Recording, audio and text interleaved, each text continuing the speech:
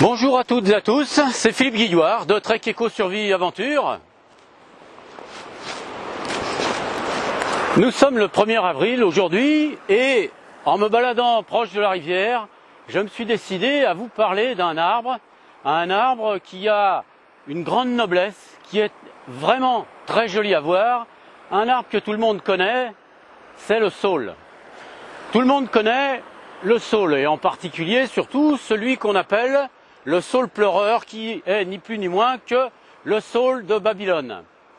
Les saules que nous rencontrons dans la nature, proches des rivières, sont des saules qui ont un port qui est beaucoup plus élevé et qui n'est pas taillé évidemment. Les saules sont des arbres qui poussent généralement le long des cours d'eau sur des terres humides. On trouve ces arbres à côté d'autres arbres qui leur sont proches, que sont les peupliers. Vous voyez ici, je suis sur le bord de la rivière et à côté des peupliers que vous voyez ici, il y a les saules que je souhaite vous présenter. Voici des jeunes saules. Nous sommes le 1er avril et ils commencent déjà à faire des feuilles. Néanmoins, je vous ai amené ici, pourquoi? Parce que sur ces saules qui n'ont que quelques années, nous allons pouvoir observer quelque chose de très intéressant et nous allons pouvoir utiliser ce que nous allons observer. Approchez-vous et je vais vous les présenter. Les saules ont la caractéristique de démarrer leur croissance très tôt dans l'année, très tôt, disons à la fin du mois de mars. Ici, nous allons pouvoir observer ensemble les branches de ce saule qui sont très souples. Le saule produit des branches qui sont extrêmement souples.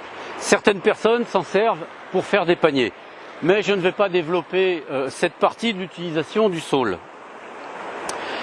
Les feuilles de saule sont des feuilles qui sont lancéolées, c'est-à-dire qui sont allongées et pointues, qui sont très jolies et qui poussent un petit peu après que l'arbre ait formé avant tout ses fleurs sous forme de chatons. Ici, les fleurs sont déjà bien avancées, elles ont produit les graines. Mais voyez, celles qui sont un peu plus haut, les fleurs ont commencé à se transformer, elles deviennent maintenant les graines qui vont par la suite se disperser. Et c'est ce qui va faire que sur les bords de rivière, on trouve énormément de saules. Pourquoi? Parce que ces graines sont dispersées par le vent d'une part, mais à chaque fois que les rivières font des crues, elles emmènent ces graines qu'elles enroulent et qu'elles déposent sur le bord. Et c'est ainsi que, naturellement, sur tous les bords de rivière, on trouve des saules. Cet arbre est utilisé depuis très longtemps. Depuis très longtemps, pourquoi? Eh bien parce que très tôt, on s'est aperçu que les feuilles, les chatons, c'est-à-dire les fleurs que produit l'arbre avant que ne naissent les feuilles, les chatons, mais surtout l'écorce, possédaient tous les trois des propriétés qui étaient vraiment assez impressionnantes. Ce qu'on utilise le plus à l'heure actuelle, c'est la propriété que possède l'écorce de saule, car elle a permis de découvrir en quelque sorte un médicament que tout le monde a consommé et que beaucoup de personnes continuent de consommer, qui est l'aspirine. L'aspirine qui sert à diminuer les phénomènes douloureux, quel que soit l'endroit où il se présente dans le corps. Donc on peut dire que c'est un médicament qui a été comme une espèce de miracle. Avant de vous indiquer comment on peut utiliser cet arbre sous diverses formes, je vais d'abord vous présenter les propriétés reconnues de cet arbre. Lorsqu'on est en trek, on peut consommer les feuilles lorsqu'on marche sur le bord des cours d'eau, parce que les feuilles de saule sont très très riches en vitamine C. Ce qui veut dire que lorsque vous les consommez, en allant à droite à gauche, vous absorbez des vitamines qui aident votre corps à pouvoir exercer toutes ses fonctions. Les feuilles de saule ont un intérêt qui est relativement important. Même si les propriétés sont légèrement différentes de l'écorce, elles ont des propriétés sous forme d'infusion, dans le sens où Les feuilles, comme les chatons, ont tendance à avoir un effet sédatif. C'est-à-dire qu'ils ont tendance à calmer de manière générale, à assoupir. Les chatons, en l'occurrence, ont la propriété de calmer le système nerveux et d'endormir. Autrement dit, une tisane de chaton de saule vous aidera le soir à dormir beaucoup plus facilement. Pour ceux qui veulent consommer les feuilles telles que, ne soyez pas surpris de les trouver amères. Elles sont très amères. Mais cette amertume est importante pour le goût, car la langue et le palais ont besoin régulièrement d'avoir ces saveurs pour pouvoir se développer. Mais ça, je crois que vous le savez. Alors la propriété la plus importante du saule, c'est dans l'écorce qu'on l'a trouvée. Et pas dans l'écorce de ses premières branches, mais dans l'écorce des arbres qui ont déjà 3 ou 4 ans. Je vous montrerai tout à l'heure comment on récupère une partie de cette écorce pour pouvoir s'en servir.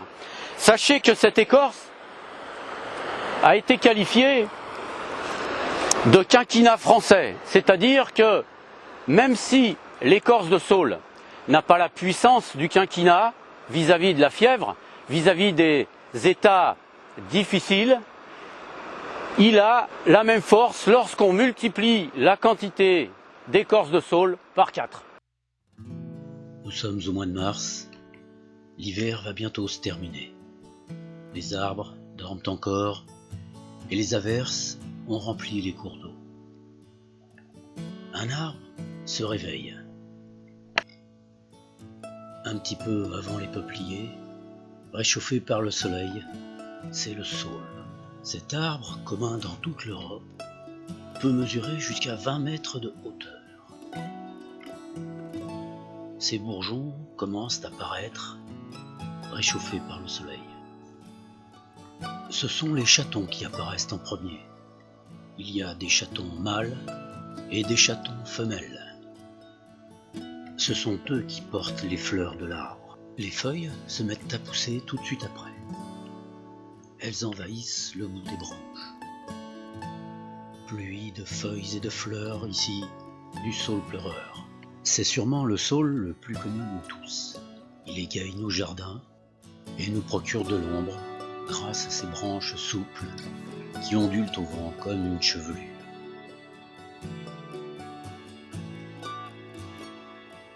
Plus rustiques, mais en bien plus grand nombre, les saules des rivières colonisent les abords des cours d'eau, sur lesquels ils se reproduisent avec beaucoup de facilité.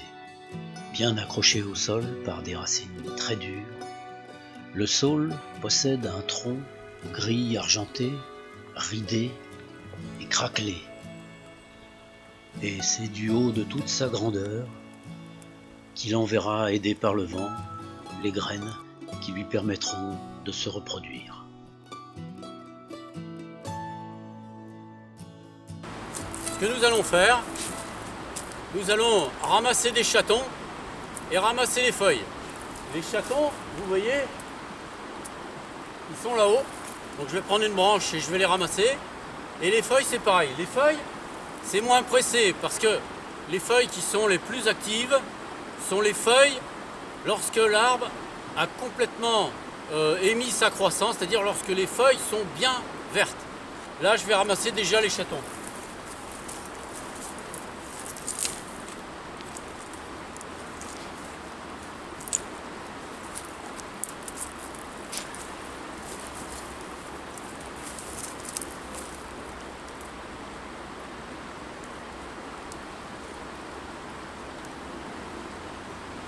Faites sécher à l'abri de l'humidité et du soleil les chatons et les feuilles que vous aurez ramassées. Pour l'écorce, choisissez une branche n'ayant pas encore fait les feuilles si possible, ayant un diamètre de 2 cm minimum. Décollez l'écorce et découpez-la en petits tronçons que vous ferez sécher très rapidement.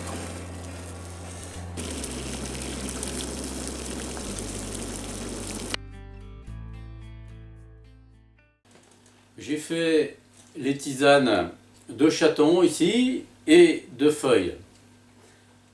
Nous allons les goûter. Alors, quel est l'intérêt de ces tisanes? Ces tisanes ont pour propriété principale d'être antispasmodiques, d'être anti-stress, de calmer la nervosité. Ces tisanes favorisent l'endormissement, donc elles sont pratiques à utiliser évidemment le soir ou même dans la journée. Néanmoins, elles ont un petit inconvénient pour les hommes, essentiellement. C'est qu'elles sont anaphrodisiaques, c'est-à-dire que si vous avez un tempérament un peu excessif et que vous buvez de la tisane, surtout des chatons, de saule, vous risquez de vous endormir peut-être un peu prématurément. Bon, ceci étant mis de côté, ce sont des tisanes qui ont une efficacité qui est déjà éprouvée depuis longtemps.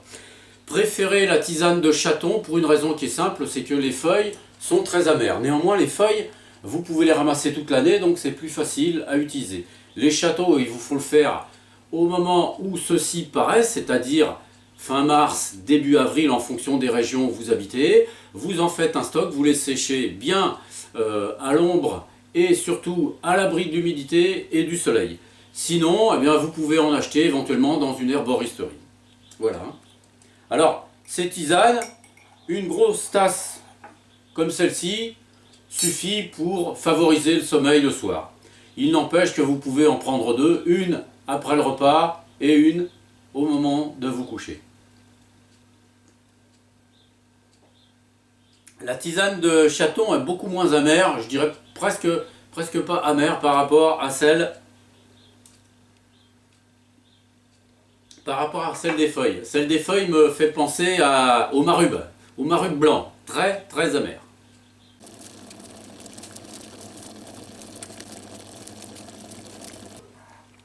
Alors la décoction, c'est 10 minutes à bouillir l'écorce dans l'eau. Et ensuite, vous couvrez et vous laissez infuser encore 10 minutes. Les proportions moyennes de pratiquement toutes les plantes, il y a quelques exceptions, hein, mais c'est 40 grammes de plantes pour 1 litre d'eau. C'est à peu près général pour toutes les plantes. Donc ici, on a aussi cette proportion. Propriété de cette décoction, eh bien, c'est un antidouleur très puissant. C'est une tisane, une décoction qu'on prendra surtout quand on a un refroidissement, quand on a un début de grippe, quand on a des douleurs rhumatismales assez importantes. Hein. C'est une décoction qui a eu une grande popularité en Mésopotamie, parce que là-bas, ils utilisaient surtout deux arbres, le saule, dont le saule pleureur, donc le saule de Babylone, le saule pleureur et le cyprès. Donc ce sont les deux arbres que cette population a utilisés pendant des siècles, et le saule faisait partie de celui qui était le plus utilisé. Alors vous utiliserez les écorces. Une chose très importante à faire quand vous ramasserez les écorces, vous les passez au four pour les sécher très rapidement, pour éviter qu'elles ne s'oxydent trop vite. Et ensuite vous les mettez à l'abri de l'air, donc vous les mettez dans un bocal. Cette décoction, vous pouvez la prendre à n'importe quel moment de la journée, quand vous en avez besoin. Si vous avez aussi des maux de tête, c'est une décoction qui aura aussi son utilité à ce moment-là. Cette décoction peut être utilisée, c'est important de le savoir, elle peut être utilisée par voie externe avec du coton. Quand on a par exemple des petits bobos, elle sert en même temps à diminuer les douleurs, des douleurs locales. Ça peut être un coup, un choc, un traumatisme, on peut s'en passer avec du coton. Alors, je vous ai préparé aussi une autre façon avec du vin. C'est très facile à faire, vous prenez du vin blanc. Avec le vin blanc, en général, ça va mieux. C'est pour ça que j'ai choisi du vin blanc. Et vous prenez vos écorces que vous fendez dans le sens de la longueur et vous en enfilez à l'intérieur, je dirais, un bon nombre. Je n'ai pas pesé combien j'en ai mis, mais bon, vous voyez, il faut en placer une petite poignée. Et vous le laissez quelques jours à l'intérieur et vous pouvez commencer à boire votre vin blanc au bout de 3 jours. Alors soit vous laissez les écorces à l'intérieur si vous avez tendance à boire assez rapidement, sinon vous enlevez les écorces évidemment. Voilà, cette vidéo se termine là, j'espère qu'elle vous aura intéressé. Même si vous ne vous servez pas du saule, c'est un arbre qui est joli à regarder, qui est joli à côtoyer. Allez, je vous dis à toutes et à tous au revoir et à bientôt dans une prochaine vidéo.